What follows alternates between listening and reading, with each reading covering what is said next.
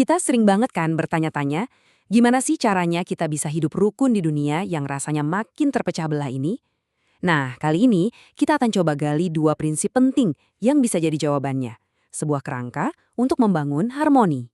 Dan ini pertanyaan yang kayaknya relevan banget buat kita semua, dimanapun kita tinggal. Di tengah semua perbedaan pendapat, budaya, dan keyakinan, gimana caranya kita bisa nemuin landasan bersama buat hidup damai? Untuk mencari jawabannya, kita bakal lihat dari sumber yang mungkin nggak biasa, yaitu sebuah buku pelajaran pendidikan agama Islam di Indonesia. Ternyata di dalamnya ada ide-ide fundamental tentang cara membangun masyarakat yang rukun yang akan kita bedah bareng-bareng. Oke, pilar pertama. Dan ini fondasinya banget ya, yaitu toleransi. Tapi tunggu dulu, ini bukan sekedar sabar atau pasrah ngadepin perbedaan. Ini adalah sebuah prinsip aktif untuk menghargai kebebasan dan pilihan orang lain. Jadi toleransi di sini itu apa sih? Nah, ini bukan sekadar ya sudahlah biarin aja. Istilah yang dipakai itu tasamuh.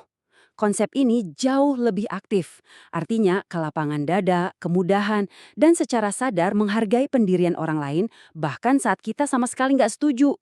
Coba deh, perhatiin betapa kuatnya gagasan di balik ayat ini. Bagiku pekerjaanku dan bagimu pekerjaanmu. Ini kayak bikin batasan yang sehat dan saling menghormati. Intinya apa? Setiap orang itu bertanggung jawab sama perbuatannya masing-masing. Ini adalah pengakuan mendasar akan otonomi pribadi. Kita nggak bisa maksa orang lain, begitu juga sebaliknya.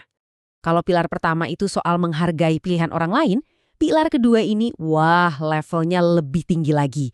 Menghargai keberadaan mereka. Pilar ini berpusat pada satu ide yang universal dan kuat banget. Kesucian setiap nyawa manusia. Dalam kerangka ini, nilai satu nyawa manusia itu dianggap luar biasa besar. Ide utamanya begini, tindakan menyelamatkan satu orang saja dianggap setara dengan menyelamatkan seluruh umat manusia. Coba bayangin betapa radikalnya ide ini kan? Ini pernyataan yang sangat kuat tentang betapa kita semua ini saling terhubung. Bahwa setiap kehidupan, apapun latar belakangnya, punya nilai yang tak terhingga. Dan prinsip ini tuh kayak koin ya, punya dua sisi yang sama-sama kuat. Menghilangkan satu nyawa secara tidak adil itu disamakan dengan membunuh seluruh umat manusia. Sebaliknya, menyelamatkannya itu seperti menyelamatkan semuanya. Pesannya jelas banget, setiap tindakan kita ke satu orang, dampaknya itu bisa luar biasa besar. Oke, kedengarannya kan ini prinsip-prinsip yang indah banget ya. Tapi, apa ini cuma teori di atas kertas aja? Nah, yuk kita lihat gimana ide-ide ini beneran dipraktekkan dalam momen-momen penting di sejarah. Salah satu contoh paling awal dan paling terkenal itu masyarakat Madinah. Coba bayangin ya, sebuah kota di mana banyak banget suku dan agama, ada Muslim, Yahudi, dan kelompok lain bisa hidup bareng di bawah satu kesepakatan, yang namanya Piagam Madinah. Ini pada dasarnya adalah konstitusi yang menjamin kebebasan beragama dan keadilan buat semua. Untuk zaman itu, ini adalah cetak biru yang revolusioner. Sekarang kita lihat gimana prinsip toleransi ini jalan di level yang lebih personal. Ada cerita soal suku Daus yang menolak ajaran Nabi Muhammad. Nah, orang-orang di sekelilingnya mungkin mikir, wah ini pasti bakal dikutuk nih. Tapi yang terjadi malah kebalikannya. Bukan kutukan, yang keluar malah doa. Ya Allah, berilah petunjuk kepada suku Daus. Nah, ini dia tasamuh dalam prakteknya. Merespons penolakan bukan dengan amarah, tapi dengan harapan baik. Ada lagi nih satu cerita yang nunjukin penghargaan yang mendalam banget buat kehidupan. Suatu hari ada iring-iringan jenazah seorang Yahudi lewat. Tiba-tiba Nabi Muhammad berdiri sebagai tanda hormat.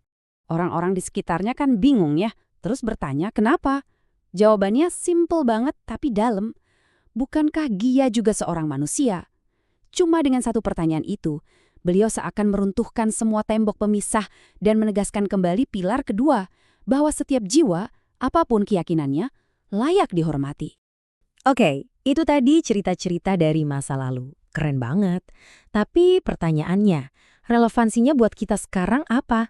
Gimana cara kita nerapin prinsip-prinsip ini di dunia modern yang serba cepat ini? Ternyata prinsip-prinsip besar tadi itu bisa banget loh kita wujudkan dalam tindakan sehari-hari. Ngomongin tasamuh, itu bisa sesederhana kita menghargai pendapat temen yang beda waktu lagi diskusi. Atau ya memberi ruang buat teman kita ngejalanin ibadahnya dengan tenang.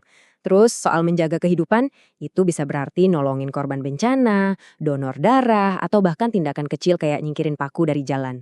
Justru hal-hal kecil inilah yang jadi pondasi harmoni.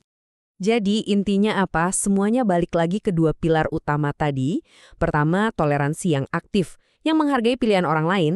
Dan kedua, penghargaan yang mendalam untuk setiap nyawa manusia. Ini bukan cuma ide bagus loh, ini benar-benar kayak cetak biru praktis untuk masyarakat di mana kita semua bisa hidup rukun.